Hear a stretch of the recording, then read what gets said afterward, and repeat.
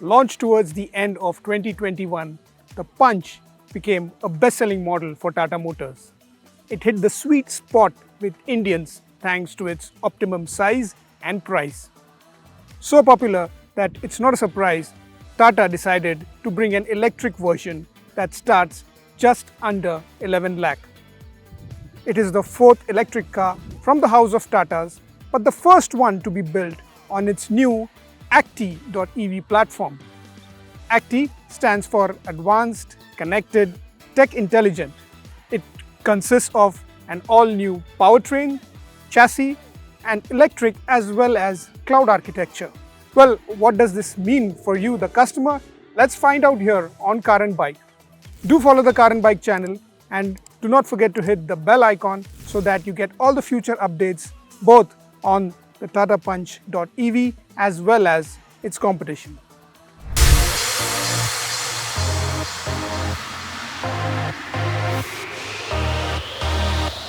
Now, since this is based on an all-new architecture, you would expect some size changes, and it has.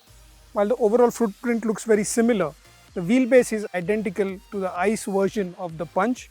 What has changed though is the overall length. If you look at it in profile, it's gone up by around 30 millimeters, and it is mostly due to the redesigned bumper. And the overall height has also increased by around 18 mm. Width is more or less the same, so is the track. If you look at the front, it has a flat bonnet which is similar to what it has in the ICE version. Bifunctional LED headlamps with a static center bar for positioning. The charging port is now in the front grille section.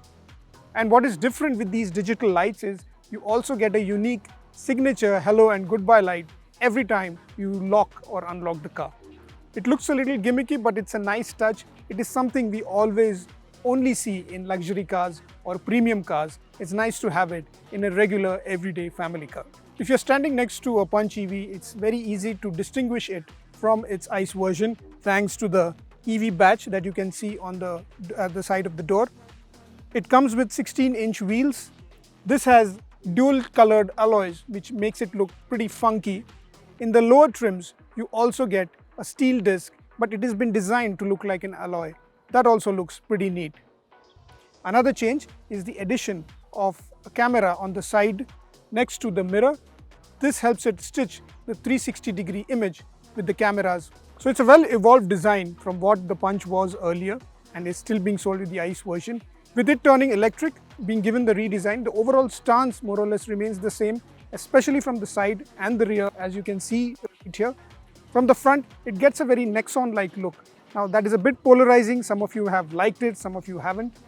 But overall, the Punch still looks neat. It looks like an SUV, and that is a good way to go ahead.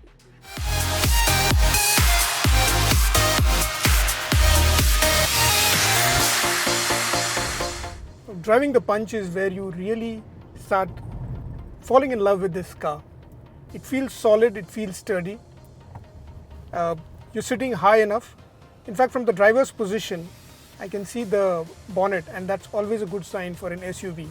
It gives you the sense that you're sitting very high. The overall look of the front, the side and the rear is very confidence-inspiring because it gives you a clear view of what's around you. Of course, you have the 360-degree camera when you want to.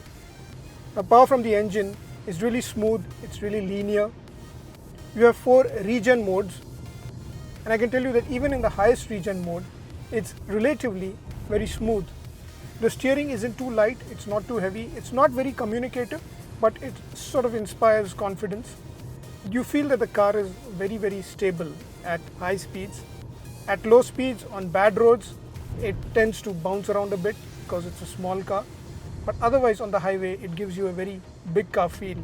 It almost feels a size bigger than it actually is. Otherwise, like a regular Punch, the ride is top-notch. If there was one grouse I had about the petrol-powered Punch, then it was power, and the electric version of the Punch has loads of it. The torque feels nice, it comes in early, it comes in easily, and that is something when you want to belt the car, it really flies. The sprint from 0 to 100 comes in very quickly, and you could be touching 3-digit speeds in no time. The best part is you could be doing 3-digit speeds and really not know about it. It's very calm, it's very composed, and that is the driving part of the Punch EV that really floors you, something that I personally missed with the Ice Punch. Now this here is the long range Punch, which has a claimed figure of around 421 kilometers. Now we know that that's not what the real world range would be. We started off around 350 kilometers on the indicator, and now we've done a fair bit of driving throughout the day, and you can see that the charge is holding up very nicely. The battery management system is definitely an improvement over what we've seen with earlier EVs that Tata made. While the Punch feels really solidly built, if you walk around the car, you will notice that still there are some niggles that are bothersome. For example, the panel gaps are still not to the level of uniformity that you would probably see in other mass makers, and that is something that Tata should look at. With enhanced range, the Punch can actually be an intercity car pretty easily now, especially in places like Bombay-Pune or Bangalore-Mysore. And if you're on a longer journey, you will not feel like you're sitting in a small car. The ride is really good on the highway. At the rear, you can feel a bit of stiffness, and there is of course body roll if you were to push it. But for the driver, the car feels fairly in control. It is confidence inspiring, and that's a good thing for any car. That enhances the basic safety of a vehicle. Overall, if the Punch has to be driven, I can tell you, you will love to drive it. You will love the torque, you love the balance, you love the confidence. It's a full thumbs up on that aspect of the Punch.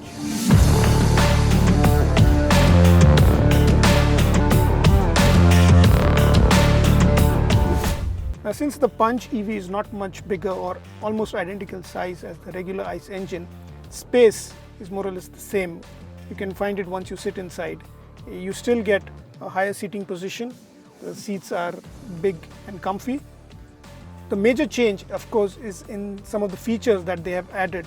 If you look at the front dashboard, the addition of a 10.25-inch center touchscreen, and as well as a 10.25-inch instrument cluster, which is again all digital. Now there are 5 trims or 5 personas, as Tata says, to choose from: the Smart, Smart Plus, Adventure, Empowered and Empowered Plus. In those, you can get the option of taking a tech pack, which will give you a sunroof which costs around 50,000 rupees more. Additionally, you can also get a 7.2 kilowatt per hour fast charger, which is another 50,000. Now these touch screens are good to go through. It's fairly intuitive. In the system, you also get an app suite it calls arcade.ev. Currently, it has around 17 apps, which includes a lot of entertainment apps, OTT, weather, and a lot of information. Tata says that it will add more to these later on. The instrument cluster, which is a bigger 10.25-inch screen, is only available in the top trims. It starts from the Empowered version. In the lower version, it only gets a 7-inch instrument cluster. It's pretty informative. Additionally, you can even watch maps if you take the higher end version onto the instrument cluster, which you can cast from your center infotainment system. The car also comes with a blind spot monitor. As in the other cars, the bigger SUVs that Tata have recently launched, we see the piano black finish fascia and surfaces turning up in the Punch EV as well. Now they call it Phygital because it has some physical buttons as well as these touch buttons. Now I'm not a big fan of these kind of panels because they tend to get smudgy over a period of time once you start using it. The same can be seen on the steering wheel as well. In the lower trims, the buttons are missing, but as the trim goes higher, you get additions such as the cruise control and other functions that are incorporated into the car. Most of the host of 5 features that you want is all available at one go. You don't have to go through the system, which is a nice thing. So if you want to open the charging flap, or you want to set it on charge mode, or fog lamps, hill descent, open the boot, lock, unlock, 360-degree camera, all of them, plus the AC controls are there on the front fascia. In terms of features, you also get a Type-C charger, which is a 45 watt, so it is a fast charger. There is a USB port, plus you get a 12 volt socket as well. There is wireless charging for the smartphone. If you look at the center console, what it gets is the dial type gear shifter, which is also now we've seen it in other cars of Tata as well. Plus there are buttons to change the drive modes, which is to get into sport and eco. We'll talk more about it when we drive the car. This being the top trim, it also gets auto hold and electronic parking brake, plus the usual 2 cup holders. The glove box is also a cooled one now, so you can keep your soft drinks inside. The AC is fairly powerful at the front. At the rear, we'll tell you later.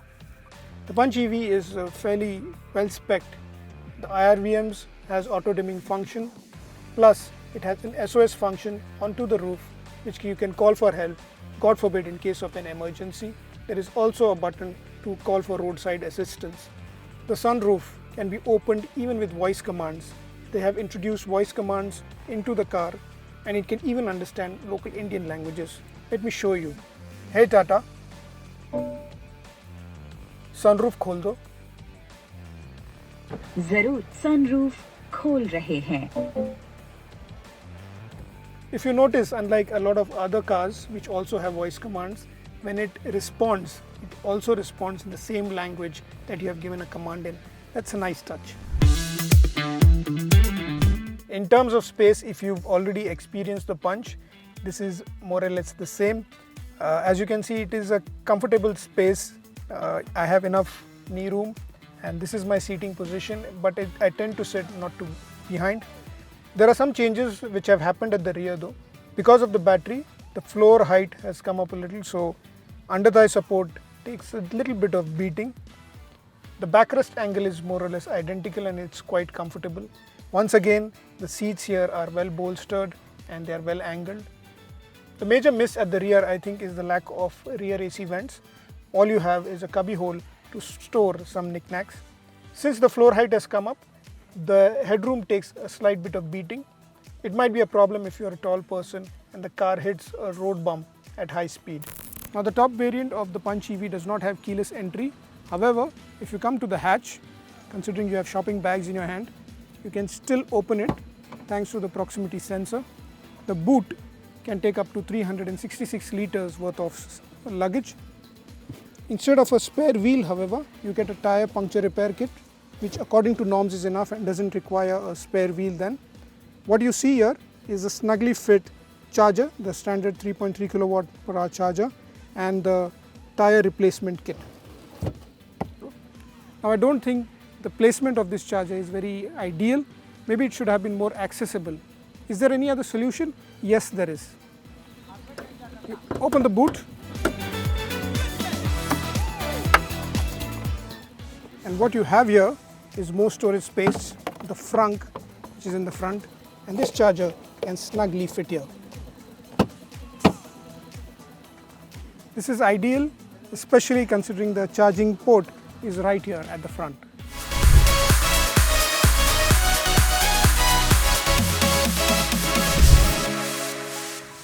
Three years since its launch, the Punch remains in a segment that is relevant to a lot of Indians.